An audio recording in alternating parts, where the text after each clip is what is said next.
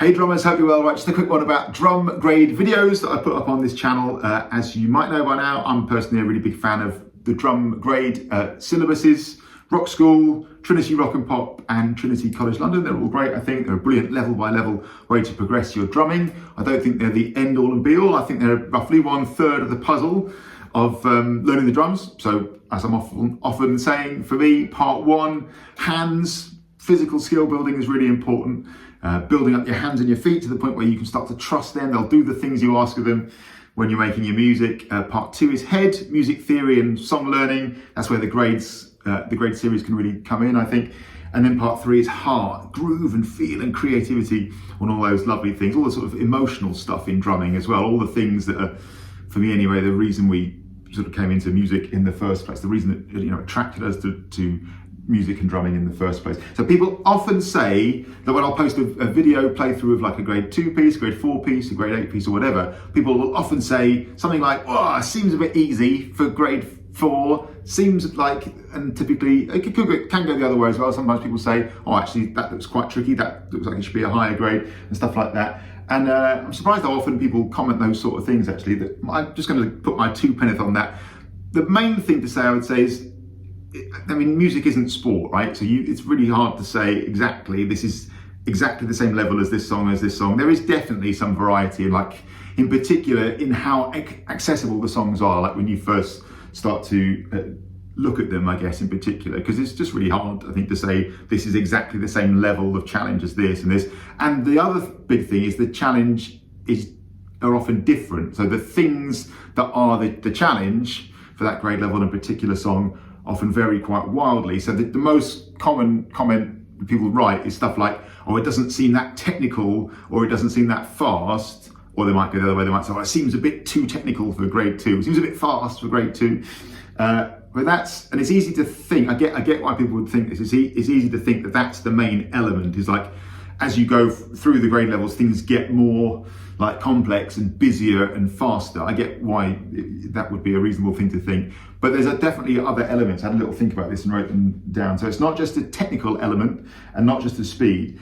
Really important stuff like stylistic things. So if you're playing a certain piece from a certain time period or in a certain style, it's about really capturing that vibe. Even if it's not fast or complicated, it's about capturing that feel.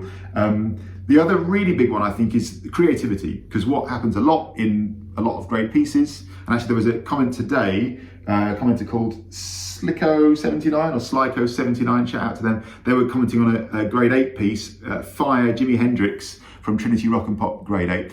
And one of the big elements there, like in a lot of grade pieces, especially as you go through the grades actually, is creativity. So a lot of the time, you're not actually being told what to play in that piece. You're not being prescribed a part to play, you're not being directed, you're just being given the framework, and your job is to fill that gap. So on Fire there, you're doing the Mitch Mitchell thing, and you're sort of trying to capture a bit of that feel and doing some different drum fills and offer creativity and variety and musical interest. And again, it doesn't have to be like, that doesn't necessarily mean fast and technically difficult to do, but it's being creative and being able to come up with interesting things, again, in that style.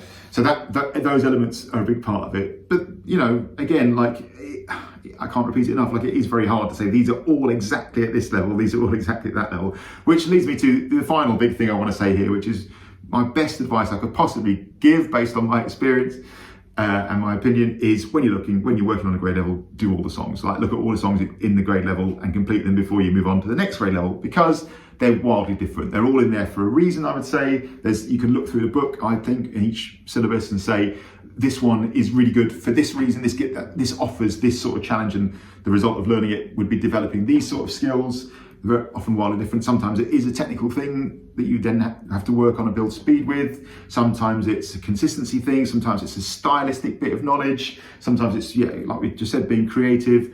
Sometimes it's about the sound you're getting from the kit, different techniques to produce a great sound. Sometimes it's about the balance of the kit, like the mix of the kit as you're playing it, just the vibe you're putting across, all those sort of things. So there's lots of reasons why it's worth looking at every single piece in a grade level. I would say my experience is that's harder with Trinity College London to do, because the pieces generally take longer to learn. It's just a bit more to them, I would say, overall. So it's an even bigger challenge with Trinity College London to look at every single piece at grade level before moving on, especially as the grades progress. Although that is a very laudable aim, I would say, and I have witnessed people do it, which is very, very cool. So I would say don't be too thrown off by the fact that songs do maybe appear to offer slightly different challenges at a slightly different level. And finally, like, sort of, with the best will in the world, all people who comment these things, like, who cares? Like, just like, why are you doing this? The reason you would do these things, right, presumably, from my perspective anyway, is to develop your drumming, to get better, to get the value out of each piece that you learn, and then move forward, right? Like, the whole point of this exercise is to improve ourselves, to work on ourselves, to develop our drumming and get better and better. So even if you come across a piece and it, from where you're coming from, seems to flow a bit easier, or you learn it a bit quicker than another piece, at the end of the day, so what, man? Like, you know, again, going back to my first point, music isn't sport. It's very hard to say this is exactly this level, worse this many points of difficulty than this, than this, than this. So just go through it, just enjoy it, and yeah, you can be prepared for as you work through a grade syllabus, for different songs at different levels to offer different challenges. And yeah, sure, some of them you'll learn quicker than others. That's what happens. That's my experience of it. But just go for it, enjoy it. I still think they're an absolutely brilliant way to learn. And yeah, thanks for watching and listening to my 2 penneth as always. Cheers.